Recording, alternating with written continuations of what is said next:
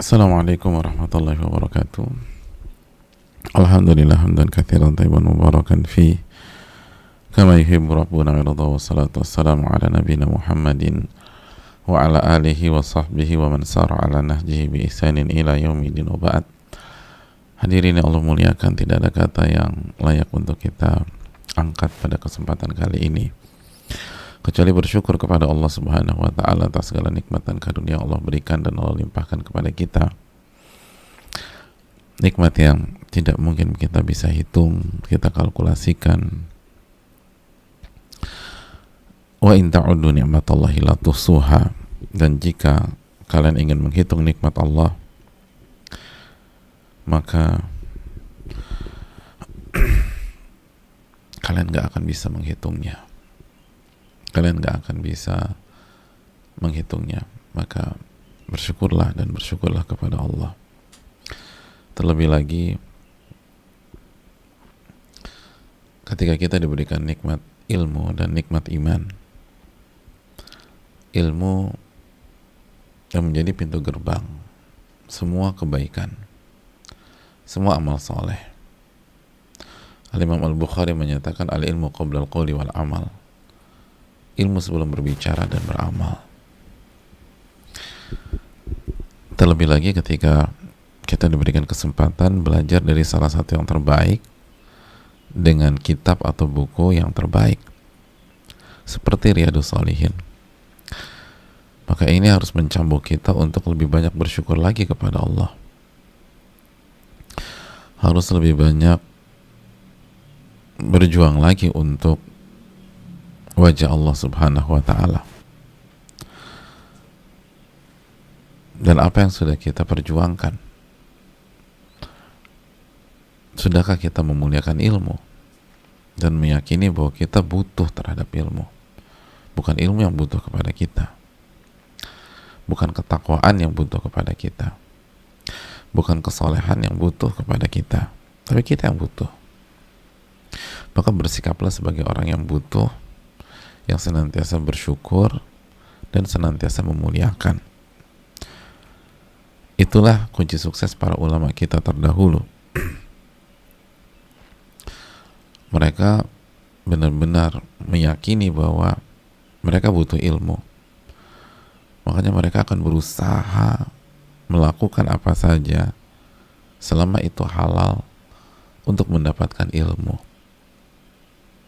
Makanya ketika effort mereka, usaha mereka jauh lebih keras daripada kita, ilmu mereka jauh lebih berkah daripada kita. Al-Imam Abu Ja'far Al-Qasri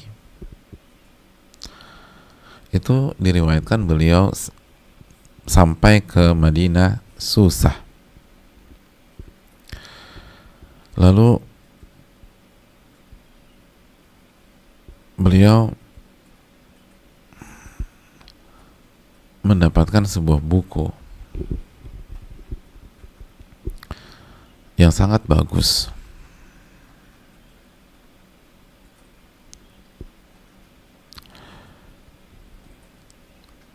Tapi beliau gak punya uang untuk beli buku. Beliau gak punya uang untuk beli buku.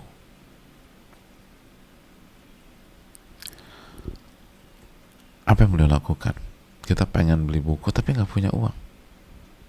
Lagi jalan gitu ke toko buku, ini buku bagus banget, saya butuh nih ilmu ini, tapi nggak punya uang. Kalau kita paling kan cuma termenung, bengong gitu ya. Terus mungkin agak sedikit sedih, tapi begitu habis itu teman kita traktir semangkok bakso, lupa tuh sedihnya tuh. Udah lupa dengan bakso. Atau habis itu udah deh, lo gak usah mikir, kita minum es teler aja, udah minum es teler, lupa deh. Kalau Al-Imam Abu Ja'far begitu, dia pengen banget beli buku tapi dia gak mampu beli buku. Apa yang beliau lakukan? Faba'a qamisahu alladhi kana alaih. Lalu beliau jual baju yang lagi beliau kenakan. Mungkin beliau pakai lebih dari satu lapis baju, dijual tuh bajunya untuk beli buku tersebut. Buku berapa sih? Mungkin buku 100.000 gitu ya. Mungkin lagi pakai baju, kadang-kadang kan baju kita tuh 200.000, baju kita 300.000, mungkin buku 80.000 lah misalnya, baju kita 400.000, jual langsung di tempat, on the spot misalnya. Ada yang mau beli bajunya nggak? Ada, biar saya bisa beli buku ini. Subhanallah. Itu para ulama, bagaimana mereka mengagungkan ilmu, bagaimana mereka yakin bahwa ilmu itu pintu gerbang kebaikan, bagaimana para ulama itu berusaha sekuat tenaga agar kita mendapatkan warisan dari mereka, mendapatkan warisan dari mereka. Oleh karena itu jamaah yang Allah muliakan, pertanyaannya kembali kepada kita, sudah berapa besar perjuangan kita untuk bisa ngaji, untuk misalnya beli paket kuota sehingga kita bisa ikut kajian online misalnya. Sudahkah kita sampai jual-jual barang kita? Ingat, barang kita, jangan barang orang. Alhamdulillah udah aku jual Pak Ustadz, handphone temanku. Akhirnya kita berantem, yang dijual handphone teman,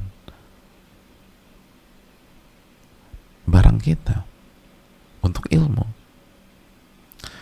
Makanya ketika mereka mendapatkan ilmu dengan penuh perjuangan, mereka jadi menghargai ilmu mereka. Kita dapat ilmu tanpa perjuangan, kurang menghargai.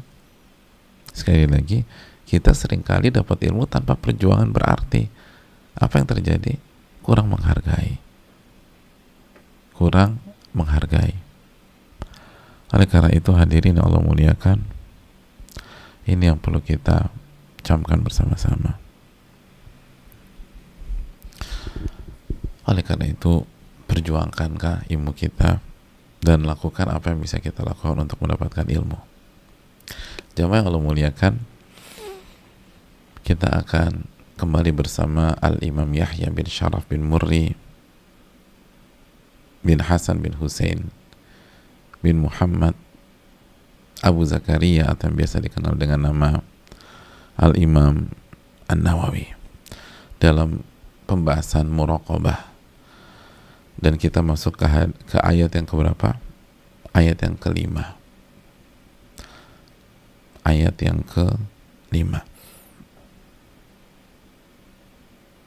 Simple, sederhana, tapi dalam. Yaitu dalam surat Ghafir. Berkata Al-Imam An-Nawawi, semoga Allah merahmati beliau, keluarga, orang-orang tercinta beliau, guru beliau, dan seluruh umat Islam. Sekali lagi, jangan pernah lupa doakan ulama-ulama kita. Jangan lupa doakan sosok-sosok yang berjasa memberikan ilmu kepada kita, siapapun orangnya. Dan jangan lupa doakan umat Islam, karena penuntut ilmu itu harus punya sifat insyirahus sadar, dada yang lapang, yang mencintai umat Islam. Ini yang perlu kita camkan. Doakan mereka yang sudah berada di jalan yang lurus, bisa istiqomah. Yang belum mendapatkan, atau yang belum, maka doakan mendapatkan hidayah. Berkata Imam Nawawi, wa qala ta'ala ya'lamu kha'inatal a'yun wa ma tukhfis sudur. Ya'lamu kha'inatal a'yun wa ma tukhfis sudur.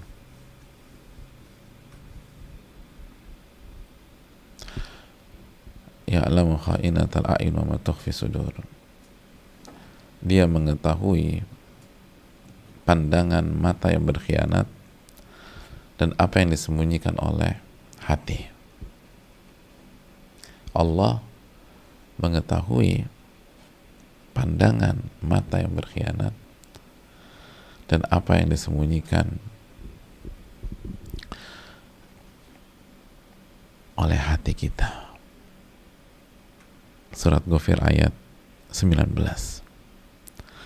Jamaah yang Allah muliakan, sederhana ayatnya, tapi dalamnya luar biasa. Mari kita berinteraksi dengan ayat ini. Jamaah yang Allah muliakan, Allah mengetahui pengkhianatan sepasang mata atau salah satu mata kita. Allah mengetahui hal tersebut, dan Allah Subhanahu wa taala mengetahui apa yang disembunyikan oleh hati. Hadirin Allah muliakan,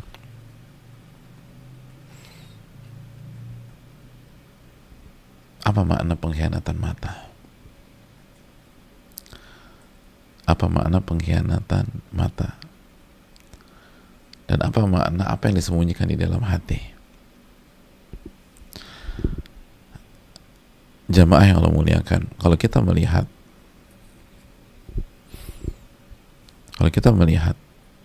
keterangan para ulama,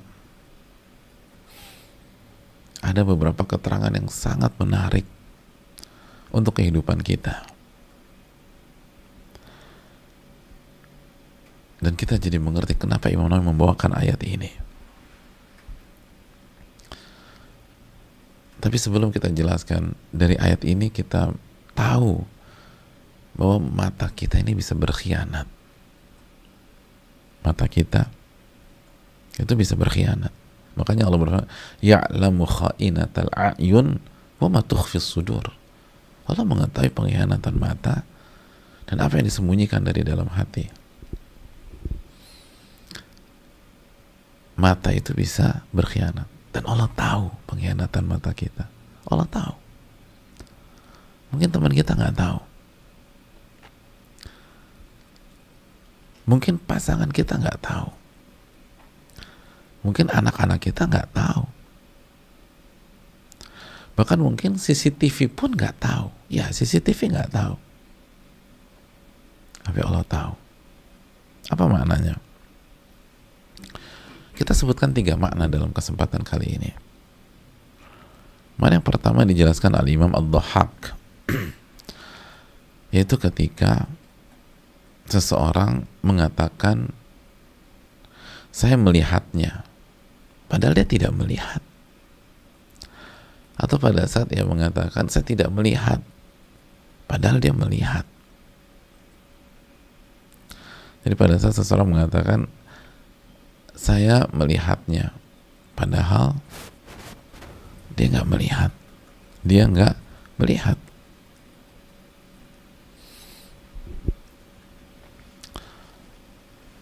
Atau misalnya orang itu tidak mengatakan tidak melihat, padahal dia melihat. Pengkhianatan ini dalam konteks ini itu berpadu dengan kebohongan lisan.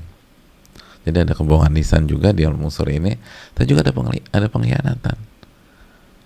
Dia kecoh saudaranya, padahal dia lihat, tapi dia bilang saya nggak lihat, saya nggak lihat. Atau dia katakan saya lihat, padahal dia nggak ngelihat apa-apa. Nah, itu Allah tahu. Anda bisa kecoh saudara Anda bisa kecoh teman Anda, mungkin Anda bisa kecoh pengadilan, perangkat pengadilan bisa dikecoh, jaksa, hakim, lihat dia, padahal mata dia nggak ngelihat. Pengkhianatan tuh, pengkhianatan mata digabung dengan kebohongan lisan. Dia nggak lihat kok, dia nggak lihat, dia tidak lihat, tapi Allah tahu. Bohong Anda nih, dan mata Anda berkhianat. Dia nggak ngeliat apa-apa, kenapa ngakunya ngeliat? Atau dia lihat tapi dia ngaku saya nggak ngelihat. Karena mungkin disogok, dibayar. Allah tahu. Allah tahu. Atau dalam masalah rumah tangga misalnya, istri yang suka ngoprek-ngoprek handphone suami. Kamu buka handphone saya? Enggak, aku nggak buka handphone kamu. Padahal dia buka handphonenya. Subhanallah. Allah lihat pengkhianatan mata tuh. Penglihatan mata. Atau pasangan kita lagi chat sama seseorang, kita ngintip-ngintip. Nah, kamu lihat apa? Enggak, aku nggak lihat apa-apa. Itu pengkhianatan mata. Penglihatan mata. Penglihatan mata. Padahal dia lihat. Dia penasaran, dia kepo. Ini pasangan saya mau ngapain nih? Istri saya menulis apa? WA sama siapa? Padahal sama sahabat perempuannya. Nggak ada sama siapa-siapa. Dan itu kan privacy kata para ulama. Handphone istri privacy istri, handphone suami privacy suami. Dan kita nggak boleh ngelihat hukum asalnya. Dijelaskan kata sebagian para ulama sedikit masalah ini biar sekilas info. Istri nggak boleh buka handphone suami. Suami nggak boleh buka handphone istri kecuali dengan izin atau dengan kesepakatan. Kenapa demikian? Karena sekali lagi itu ranah private. Ada mungkin pembicaraan suami dalam masalah kerjaan atau dalam masalah sesuatu yang dia nggak ingin istrinya tahu. Atau sebaliknya, kata para ulama bisa jadi di handphone istri Anda itu ada foto hari gini ya, ada foto temen perempuannya yang tidak berhijab misalnya atau apalah. Terus jangan Anda lihat. Sama-sama lagi pengen tahu apa, tanya opini sebuah baju, dan namanya perempuan pas lagi di rumah main foto aja, jadi nggak pakai hijab dan satu lagi karena dia yakin bahwa yang ngelihat adalah sahabat perempuannya, suaminya buka-buka. Itu salah satu contoh. Kecuali kalau ada kesepakatan atau diizinkan, itu pun nggak boleh melihat yang haram seperti tadi. Ada pun ngintip-ngintip gitu, suami lagi tidur, handphonenya dibuka-buka, itu pengkhianatan mata tuh. Hati-hati nih ibu-ibu sekalian.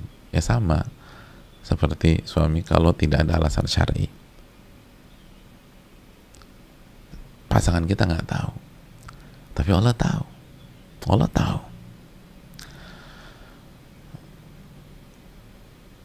Oh tenang aja Ustadz, istriku nggak bisa buka handphoneku. Kok kenapa mas? Pakai fingerprint misalnya. Jangan salah. Dia lagi tidur jam 1 malam, lagi mendengkur, jempolnya diambil sama istrinya, dipencet, buka semua. Masya Allah. Oh nggak tahu udah tidur nyenyak. Jempolnya diambil, taruh, ditempel. Suaminya nggak tahu, ya suami Anda nggak tahu, Allah tahu. Terus ketika ditanya pagi-pagi, kamu buka-buka handphone saya? Enggak buka. Ngeliat apa? Enggak, aku nggak lihat apa-apa. Ya'lamu kha'inatal a'yun. Allah tahu loh. Allah tahu. Itu dikatakan. Ma ra'aitu wa qad ra'a. Dia mengatakan aku nggak lihat, padahal dia lihat. Atau mengatakan aku nggak lihat, padahal dia lihat. Saya lihat, padahal dia nggak lihat apa-apa.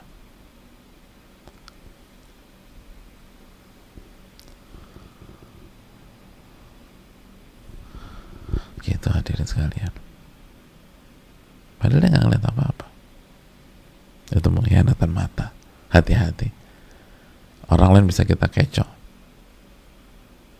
Allah nggak bisa kita kecoh.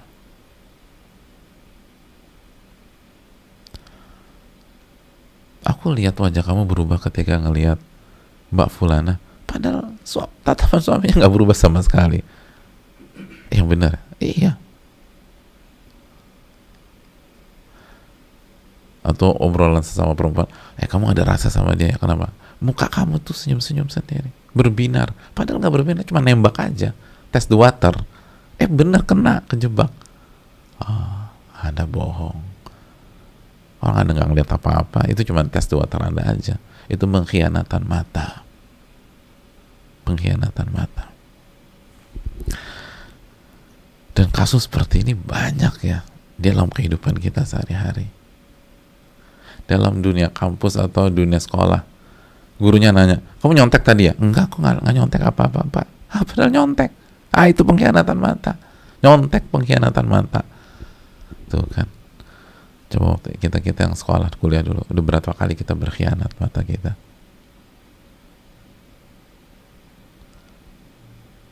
Pengawasnya lagi menghadap ke belakang, langsung lihat. Pengawasnya lihat,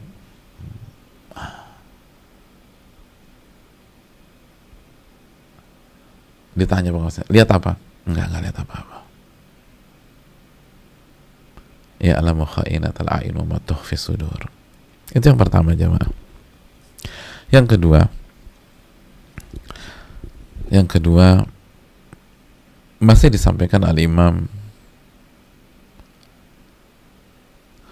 Ad-Dhahhak, yaitu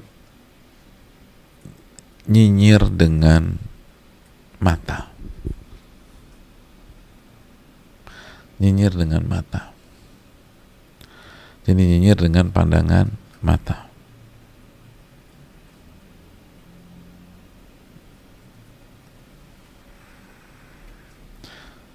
Ketika kita melihat orang, atau nyinyir, atau setiap pandangan yang kalau orang melihat pandangan kita tuh dia merasa nggak nyaman.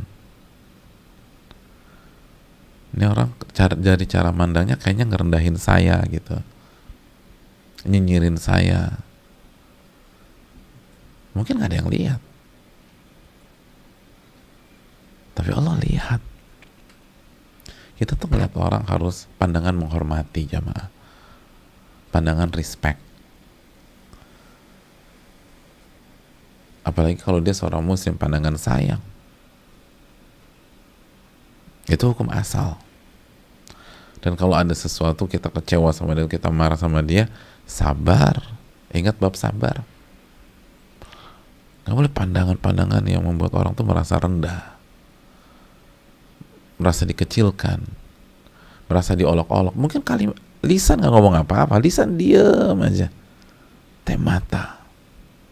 Mata berbeda. Itu pun pengkhianatan. Kenapa? Karena orang pikir kita baik-baik aja, padahal tatapan kita ke dia, dan dia bisa merasa, bisa nggak merasa. Bisa jadi dia nggak merasa juga, karena konsentrasinya lagi ke arah mana gitu ya. Tapi kita, jadi objeknya nggak ngerti, kita nyinyirin dia dengan mata kita. Allah tahu, jamaah. Allah tahu. Orang itu yang kita nggak suka itu nggak ngerti, dia sedang kita rendahkan dengan pandangan mata kita. Tapi ya'lamu kha'inatal a'yun wa ma tukhfi sudur. Allah mengetahui pengkhianatan mata Anda. Seakan-akan Anda baik aja, padahal Anda jatuhkan orang. Seakan-akan Anda menghormati orang, padahal Anda merendahkan orang.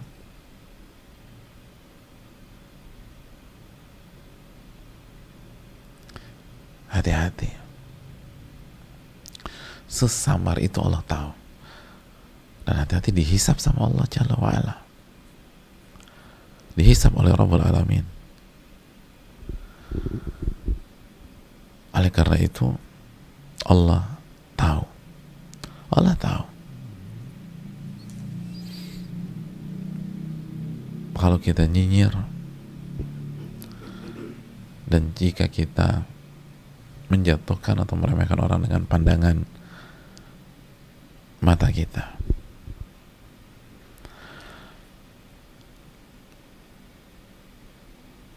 Itu yang kedua. Yang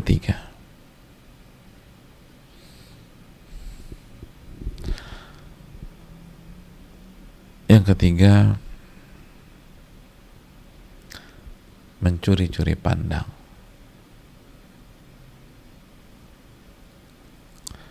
Ke hal yang haram.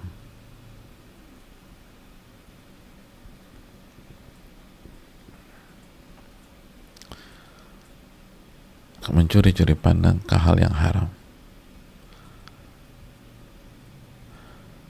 Al-Farra mengatakan pandangan kedua, misalnya kepada wanita yang bukan mahram dengan sengaja, karena pandangan pertama kan dia dimaafkan.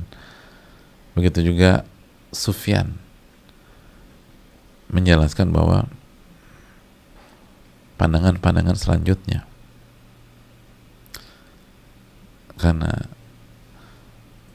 seyogyanya seorang muslim begitu dia melihat atau tidak sengaja, dia harus langsung palingkan pandangannya, jangan dilanjutkan kedua, ketiga, keempat, dan kelima. Nah, kedua seterusnya ini masuk pengkhianatan mata, karena mata tidak diciptakan untuk itu.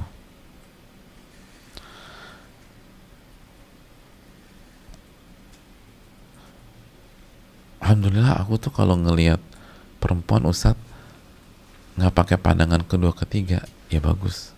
Tapi pandangan pertamanya 3 menit, ya sama aja.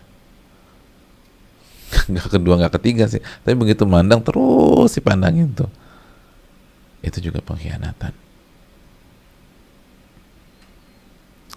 Ada keterangan menarik dari Abdullah bin Abbas, dan ini dalam banget.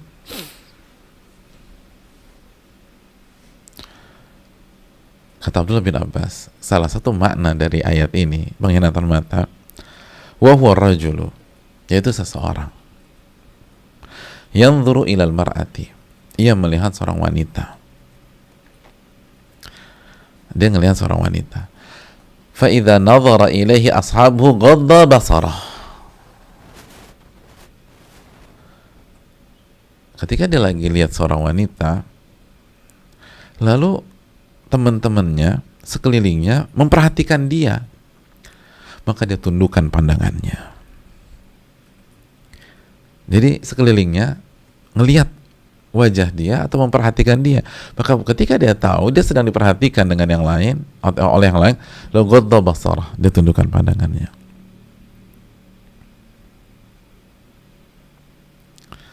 Fa idza ra'a minhum ghaflah tadassasa binadhar, dan ketika dia melihat lingkungannya, teman-temannya fokusnya ke tempat lain atau ke hal lain, dia lihat lagi wanita tersebut secara diam-diam, dia curi-curi pandang. Fa idza nadhara ilai ashabuhu ghadda basarah,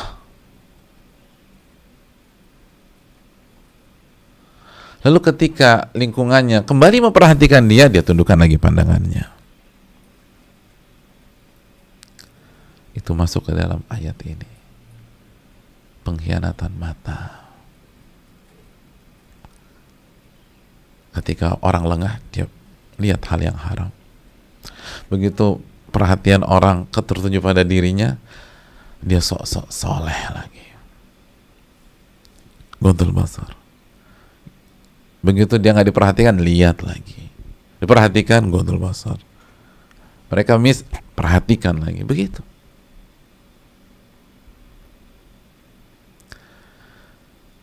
Pengkhianatan. Dan lingkungannya nggak tahu, dipikir dia orang baik, mereka pikir dia orang soleh, padahal enggak. Dan itu tadi kita bilang, bisa jadi CCTV nggak nangkap, CCTV kan di atas, dia duduk begini, mungkin ada orang pakai topi, udah nggak kelihatan. Yang main bola matanya aja, dia ngeliat ke kanan, karena wanita cantiknya ada di kanan. Atau dia lihat ke kiri karena wanita cantiknya ada di kiri, tetap pandangannya begitu, dia lihat gitu. Perhatikan nunduk lagi. CCTV dari atas berpikir kepalanya ke situ aja, padahal pandangannya tuh ke sini. Pandangannya ke sini.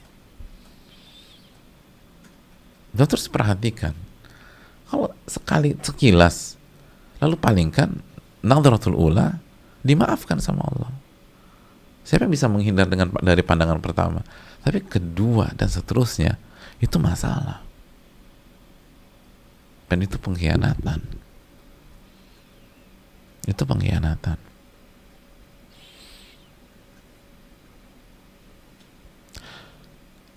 Atau kalau sekarang di gadget, atau di sosial media kita, siapa yang bisa memfilter sosial media atau IG-nya? mungkin dia akan ngelihat gambar yang nggak bagus atau yang tidak diridhoi oleh Allah, tapi langsung di scroll sama dia, aman, langsung dibuang. Tapi kalau misalnya dia lihat gambar nggak bagus, terus dia ngeliat kanan kiri dulu, ada yang perhatikan dia nggak? Oh nggak ada, dia lihat lagi. Pengkhianatan. Tapi begitu pas dia buka, tiba-tiba ada sahabatnya datang atau orang tua datang, langsung di scroll. Terus begitu mereka pergi, dicari lagi dan berharap dapat lagi itu gambar. Pengkhianatan. Maka segera tobat kepada Allah. Orang tua kita nggak tahu, pasangan kita nggak tahu, sahabat kita nggak tahu. Ya'lamu kha'inatal a'yun wa ma tukhfi sudur. Tapi Allah tahu pengkhianatan mata manusia. Allah tahu pengkhianatan mata Anda dan apa yang Anda sembunyikan dari dalam hati. Yang Anda sembunyikan di dalam hati, Allah tahu. Allah tahu. Allah tahu itu semua. Manusia nggak tahu, sahabat kita nggak tahu, orang-orang selain kita nggak tahu. Bahkan yang kita perhatikan nggak tahu kita lagi perhatikan dia. Wanita itu nggak tahu kita lagi perhatikan. Tapi Allah tahu. Jadi walaupun objeknya nggak tahu, karena kita jago banget dalam bermain, fokus. Gak ada yang tahu. Ya'lamu kha'inatal a'yun wa ma tukhfi sudur. Allah Maha tahu pengkhianatan mata Anda, penglihatan mata Anda. Oleh karena itu, ini yang perlu kita camkan. Permainan mata kita Allah tahu. Curi-curi pandang kita tahu. Itu tadi, dalam dunia ujian kita nyontek, Allah tahu. Pengawas kita nggak tahu, kita curi-curi pandang. Lagi diawasi, duduk manis. Dia balik badan, ngelihat belakang, ngelihat samping kanan, samping kiri. Allah tahu. Allah tahu pengkhianatan mata kita. Pengawasnya nggak tahu, atau nggak mau tahu, tapi Allah tahu. Dan Allah akan tanya pada hari kiamat kalau kita nggak taubat kepada Rabbul Alamin. Jadi sekali lagi, kalau orang punya iman seperti ini, lalu imannya menghadirkan muraqabatullah, merasa diawasi oleh Allah, lihat bagaimana bagusnya performa dia dalam kehidupan. Ada nggak ada orang pandangannya tetap sama.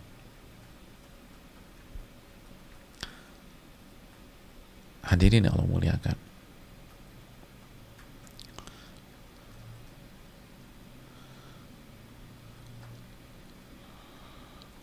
dan ini penting.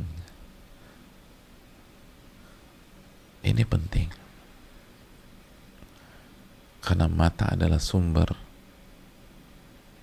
mata adalah salah satu informan penting dalam diri kita. Maka jika mata berkhianat, maka yang dibawa masuk ke dalam diri ini adalah data-data yang negatif, data-data yang haram.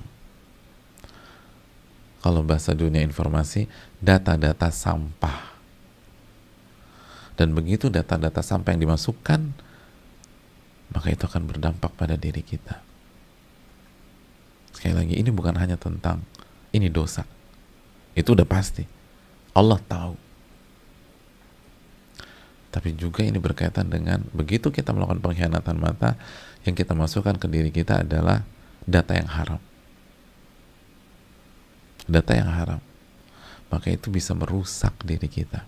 Nanti kita jelaskan keterangan Ibnu Abbas dalam masalah ini. Ini menarik. Oleh karena itu, jaga mata kita agar tidak berkhianat. Karena pengkhianatan mata bukan hanya mengkhianati pihak lain, bukan hanya mengkhianati Allah Subhanahu wa Ta'ala, dan itu yang paling penting tentu saja, tapi juga mengkhianati diri sendiri. Karena itu ngerusak diri sendiri. Itu merusak diri sendiri.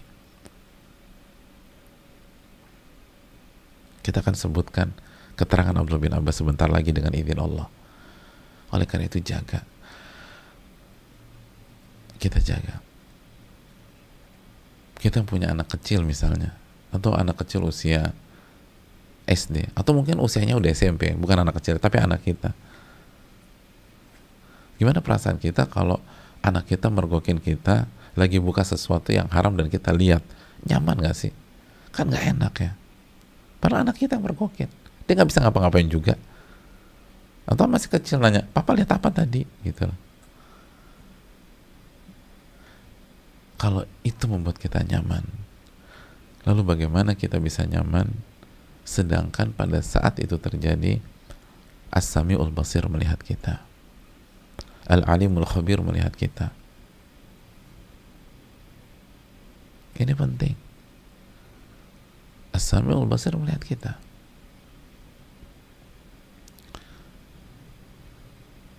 Yang punya surga dan neraka melihat kita.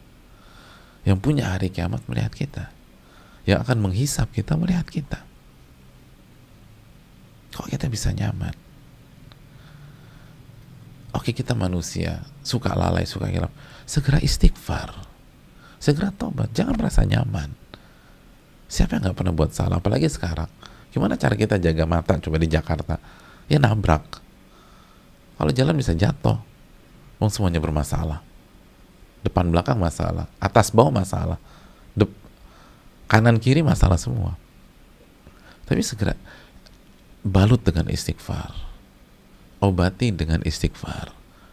Lalu jangan merasa nyaman. Alihkan. Dan Allah Maha tahu bahwa kita udah berusaha gitu loh. Kita udah berusaha. Tapi adapun sebagaimana kata Nabi, dan sengaja, itu kan sengaja. Begitu orang lihat pura-pura soleh, menundukkan pandang, orang lemah ngelihat lagi, itu kan memang sudah jadi pola. Maka jaga, hati-hati dengan pengkhianatan mata dan semua yang diharamkan untuk kita lihat atau dilarang untuk kita lihat. Dilarang untuk kita lihat. Misalnya seorang anak, orang tua kita larang kita melihat sesuatu, jangan masuk kamar mama ya, misalnya gitu ya. Atau jangan masuk gudang ya 2 hari ini, karena orang tua kita nggak mau kita melihat sesuatu yang di gudang terus. Udah, jangan masuk gudang. Begitu orang tua kita nggak ada, ibu kita nggak ada, terus kita lihat apa yang di gudang tersebut karena penasaran, pengkhianatan itu kan. Atau misalnya suami ke istri, seorang suami bilang ke istrinya, jangan buka ini, kamu nggak boleh lihat ini, kamu nggak boleh lihat itu, kamu nggak boleh lihat ini. Udah, jangan dilihat. Jangan dilihat. Walaupun suami kita nggak ada, Allah lihat. Ya'lamu kha'inatal a'yun wa ma tukhfi sudur. Ya'lamu kha'inatal a'yun wa ma tukhfi sudur. Atau dalam dunia kerja, atasan kita yang bilang, kamu jangan buka ini, kamu jangan baca ini. Ini tolong kasih surat ini ke fulan, ke divisi ini. Ingat, jangan dibaca. Jangan dibaca. Walaupun kita punya banyak kesempatan untuk baca itu, jangan dibaca. Jangan dibaca. Kalau kita baca, pengkhianatan. Atau ada di beberapa, kadang-kadang sekolah itu pernah mau ujian, gurunya lupa fotokopi atau nggak bisa fotokopi di luar, ingin fotokopi di fotokopi sekolah. Dekatlah sama satu murid, ini tolong fotokopiin. Ini murid mau diuji nanti pakai soal itu, tapi karena gurunya percaya, tolong fotokopikan. Udah, fotokopian, jangan dibaca. Walaupun susah ya, gitu loh. Kadang-kadang muridnya pintar, dia panggil temannya, lo baca, gitu loh. Kenapa? Gue nggak boleh baca, lo boleh kan? Ayo udah dibaca, lo kasih tau gue. Masya Allah, pintar gitu loh, luar biasa, pintar curangnya. Jadi suruh temannya yang baca, lo sini, baca. Oh, gue nggak boleh. Kemarin gue baru ngaji Riyadhus Shalihin, surat Ghafir ayat 19. Ya'lamu kha'inatal a'yun wa ma tukhfi sudur. Wah, hafal. Kalau gue baca, gue berkhianat nih. Gue nggak boleh baca. Lo tadi nggak dibilang, lo baca nih, dihafalin yang benar. Terus lo kasih tau gue.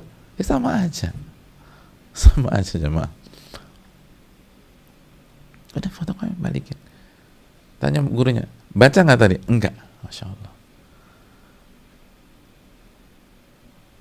Yakin nggak baca? Yakin. Soalnya ada berapa? Ada 10. Karena kan jujur dia berusaha, kan dia udah ngajarin Riyadhus Shalihin. Soal pertama apa? Soal pertama tentang uh, luas trapesium. Kok tahu? Teman saya yang baca, Bu. Gitu, ketahuan jadi akhirnya. Karena dia nggak boleh bohong. Tapi intinya jamaah sekalian, jangan dibaca. Udah. Jangan dibaca. Kalau kita dilarang baca, jangan baca. Kita dilarang lihat, jangan lihat. Walaupun manusia nggak tahu. Allah tahu. Ya'lamu kha'inatal a'yun wa ma tukhfi sudur. Allah tahu pengkhianatan mata. Allah tahu pengkhianatan mata. Jadi enak gitu loh. Dan kita lihat berkah nanti dalam kehidupan kita. Berkah. Dan ingat, pengkhianatan loh bahasanya, serem kan. Kita tahu tanda-tanda orang munafik apa? Ada 3 kan, ayatul munafiki tsalat. Tanda orang munafik itu ada 3 kata Nabi SAW. Yang pertama apa? Idza haddatsa kadzab. Jika bicara dia berdusta. Yang kedua apa? Wa idza wa'ada akhlaf. Jika berjanji dia ingkari. Yang ketiga, wa idza tumina khan. Kalau dikasih amanat dia berkhianat. Mata adalah amanat. Dan jangan kita lakukan pengkhianatan. Mata adalah amanat dan jangan lakukan pengkhianatan. Ini hal yang perlu kita camkan.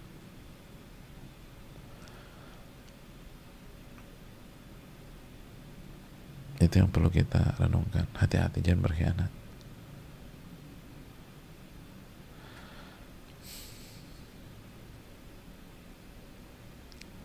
Itu perlu kita renungkan bersama-sama.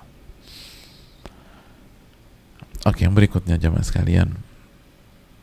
Wa ma tukhfi sudur.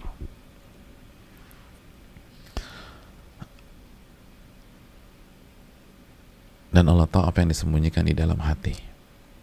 Atau Allah tahu yang disembunyikan di dalam dada. Dan dalam dada adalah hati. Apa maknanya? Hadirin Allah muliakan. Yang pertama, maknanya adalah was-was di dalam hati. Allah tahu kalau kita was-was. Sebagaimana dijelaskan Imam Suddi. Was-was. Walaupun orang nggak tahu, Allah tahu. Dan was-was itu nggak bagus. Imam Syafi'i itu nggak suka kalau kita was-was. Dan was-was adalah serangan syaitan. Alladzi yuwaswisu fi sudurin nas. Yang memberikan was-was ke dalam dada manusia. Diserang kita. Hati-hati dengan was-was. Hati-hati dengan was-was. Allah tahu. Kalau kita was-was, Allah tahu. Dan gak enak. Jadi orang yang suka was-was itu gak enak, gak nyaman. Dan kita gak bahagia. Kita tidak bahagia. Oleh karena itu hadirin Allah muliakan,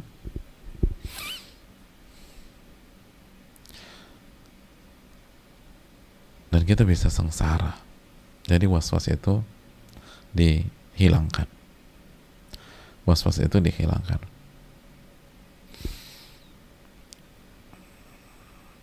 Itu yang pertama. Itu yang pertama. Yang kedua, apa yang dikatakan Abdullah bin Abbas adalah pikiran-pikiran kotor di dalam hati kita. Pikiran-pikiran kotor.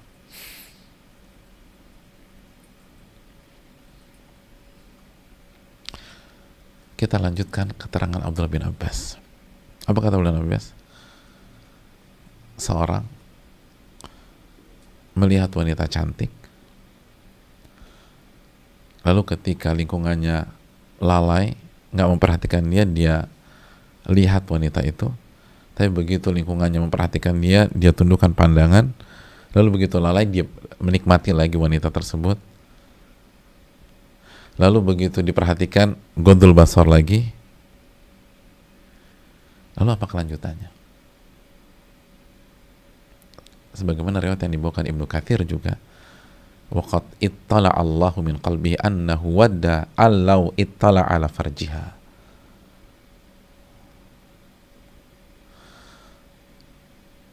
Dan begitu itu dilanjutkan, lingkungannya atau orang-orang sekelilingnya nggak fokus ke dia, dia perhatikan wanita itu. Lingkungannya atau sekelilingnya memperhatikan dia, dia menundukkan pandangan. Pada tidak fokus ke dia, dia perhatikan. Lalu kata Ibnu Abbas, dan Allah mengetahui apa yang ada dalam isi hatinya, annahu, bahwa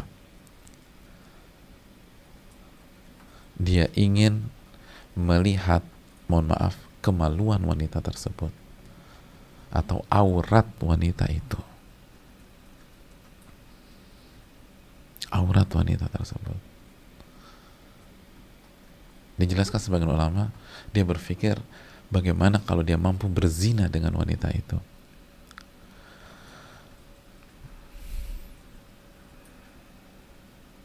Allah tahu.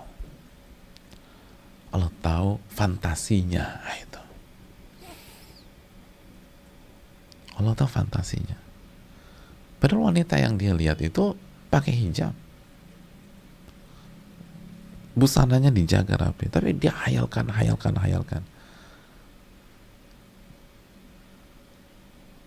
Kadang-kadang ada orang wanitanya pakai cadar, bayangkan, dia lihat matanya aja, atau dia lihat posturnya dan segala macam, atau suara, lalu dia hayalkan segala macam, semua fantasi.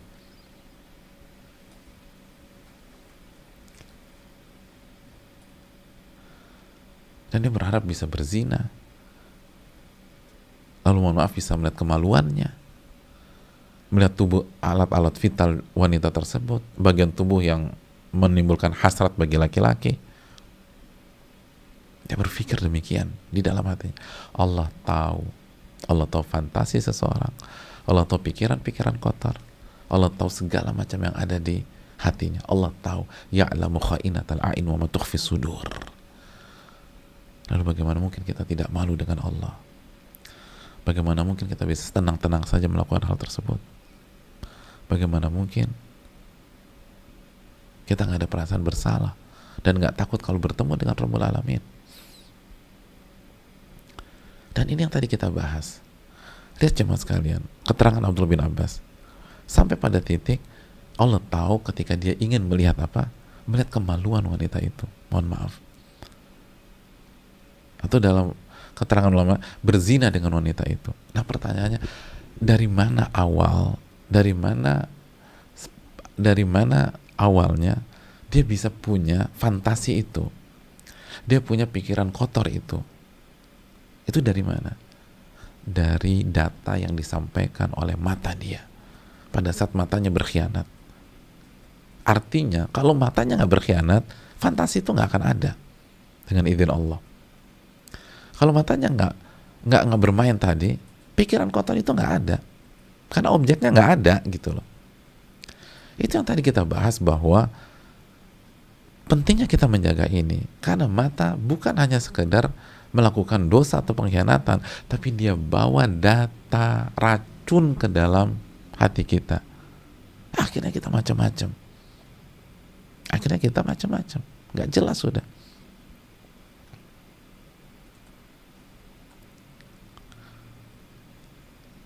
Datanya berantakan, hasilnya berantakan. Pikirannya kan itu tadi. Lau ittala ala farji, kalau dia bisa melihat, mohon maaf, kemaluan wanita tersebut. Kemaluan siapa? Wanita itu. Kok bisa tahu? Ya dia lihat tadi. Akhirnya menerawang macam-macam. Itu bahaya.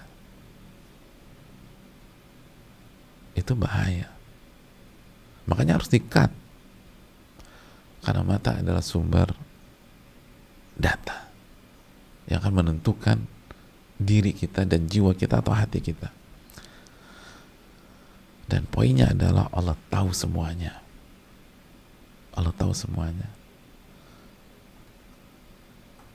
Walaupun manusia nggak tahu, Allah tahu. Bahkan yang tersembunyi dalam hati nggak tahu, yang lain nggak tahu. Kalau mata mungkin masih bisa kepergok, kita lagi lihat ternyata dari satu sisi ada perhatikan kita ngelihat wanita tersebut, tapi hati siapa yang tahu? Dan Allah tahu.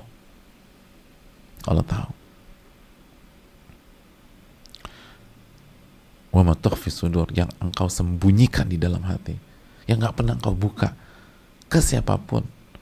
Kita nggak pernah cerita ke suami kita nggak pernah cerita ke istri kita nggak pernah cerita ke anak kita nggak pernah cerita ke sahabat kita nggak pernah cerita ke guru kita, nggak pernah ada seorang pun yang kita ceritakan. Allah tahu. Ya'lamu kha'inatul a'yun wa ma tukhfis sudur. Allah tahu pengkhianatan mata dan apa yang disembunyikan oleh hati. Dan kita akan kembali kepada Rabbul Alamin. Kita akan kembali ke Rabbul Alamin. Gimana sih perasaan kita? Dulu waktu pertama-tama kali kita belajar mobil, misalnya kita bawa mobil orang tua, lalu kita nabrakin tuh mobil karena belum jago. Gimana perasaan kita ketika pulang ke rumah? Dan kita akan bertemu dengan orang tua kita, lalu orang tua melihat mobilnya, bempernya rusak. Gimana perasaan kita? Ada sebagian nggak berani pulang, ketakutan. Lalu bagaimana ketika kita melakukan pengkhianatan ini dan hati kita penuh dengan keburukan, penuh dengan dosa, hati kita penuh dengan hal-hal yang gak bagus, lalu kita akan kembali ke Allah Subhanahu wa Ta'ala. Bukankah sejatinya kita semua melangkah menuju perjalanan pulang kita, perjalanan pulang menuju Rabbul Alamin, perjalanan pulang menuju Malik Yaumiddin, yang akan dikumpulkan oleh Allah Subhanahu wa Ta'ala dan akan ditanya oleh Allah Subhanahu wa Ta'ala. Kullukum ra'in wa kullukum mas'ulun an ra'iyati. Kita semua akan ditanya.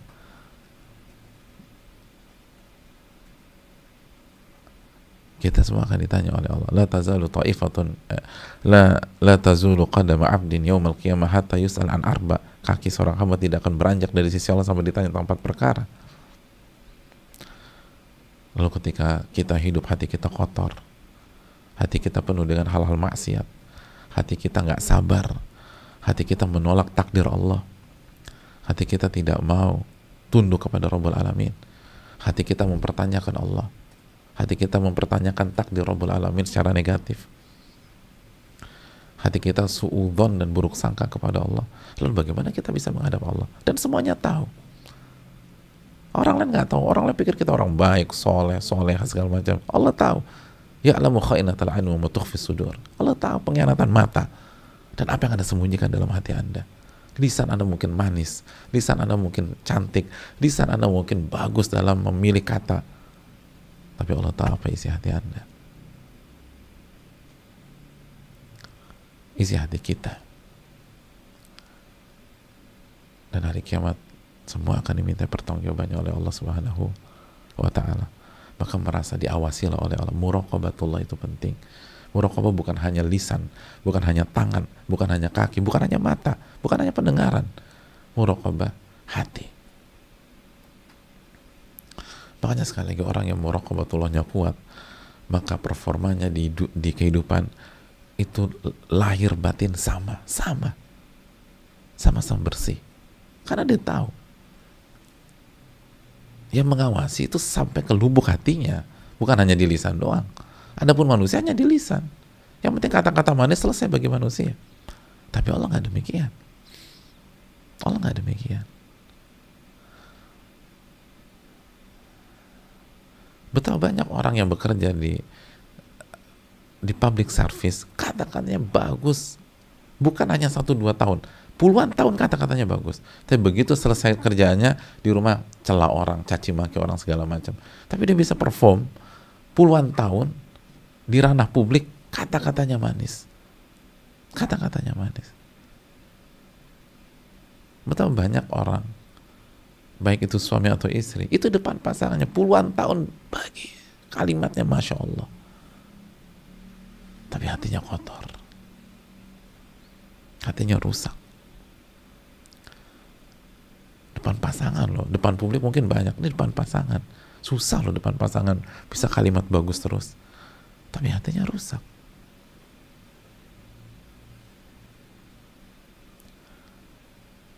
Dan ketika pasangannya ada baru kelihatan.